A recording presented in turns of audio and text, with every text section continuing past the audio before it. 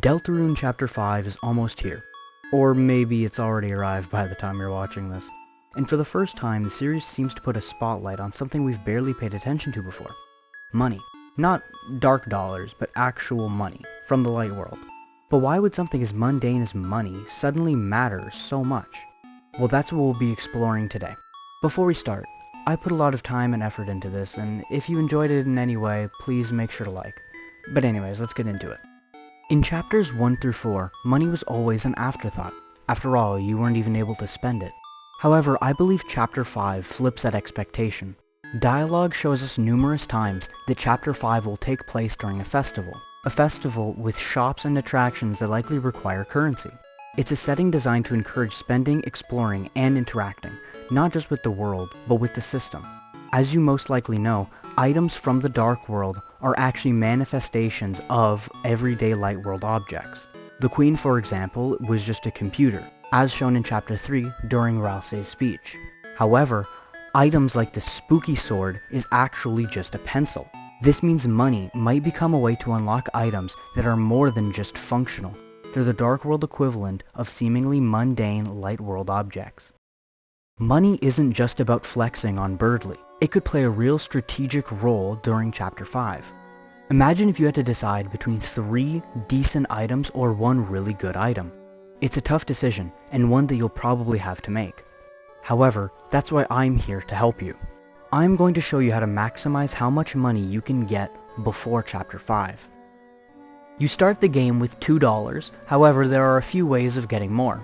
In chapter 2, you can take $5 from Azriel's dresser. Also in chapter 2, if you tell Undine about the dark world, she'll give you a box of chocolates to give to 5’s. You can instead pawn off the box of chocolates to Sans for $5. And at the beginning of chapter 4, you can take another $5 from Azriel's dresser. I'm not entirely sure how this money keeps reappearing, or why it disappeared during the first chapter, and suddenly reappeared during the second one, but that's a video for another day, I guess. If you follow these instructions, you should have $17 by the end of chapter 4. This is, to my knowledge, the most amount of money you can get from the light world. Now that you know how to get as much money as possible, let's talk about the narrative weight of what these items can bring. Deltarune loves turning the mundane into the magical, and chapter 5's festival might give players a tangible way to explore that theme. It's possible that we could get carnival-styled games that could possibly make us more money, or save us money on purchases. Of course, I doubt that all of these items are going to be good. I'm sure that some of these will come down to a gamble. It might be a little risky to spend your money recklessly. Now, let's talk about what these items could be, or what they could bring. Let's imagine some scenarios. You spend some money at the festival, and get a new pencil. That could become a powerful dark world weapon. Or maybe that pencil becomes an NPC similarly to Queen in the dark world. Maybe it opens more rooms in Castletown. Ignoring the shops entirely could lead to a harder, more punishing route, but one that rewards exploration and experimentation.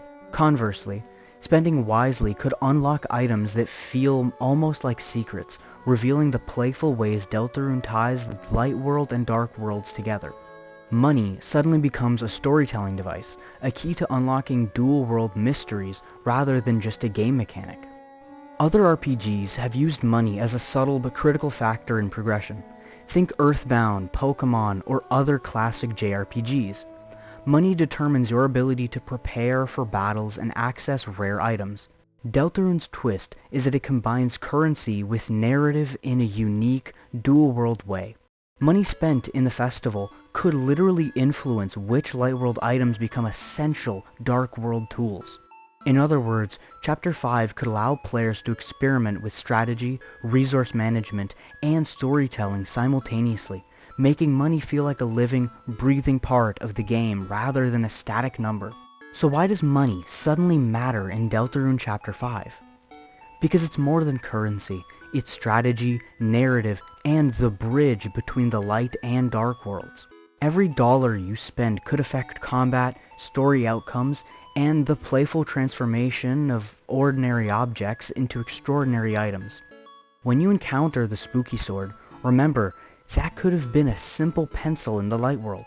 When you face Queen, think about the computer she started as. Money might be small, but in Chapter 5, it could carry enormous weight, shaping your experience of the festival and duality of the game. So how will you spend your money? Will you hoard, splurge, or find the perfect balance?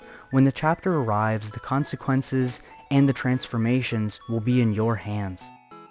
But anyways, thanks for watching. If you enjoyed this theory crafting dive into Deltarune Chapter 5 and you wouldn't want to miss the next upload, then please subscribe and share your thoughts in the comments. How do you think money will influence light to dark world item transformations? I'd love to hear your theories.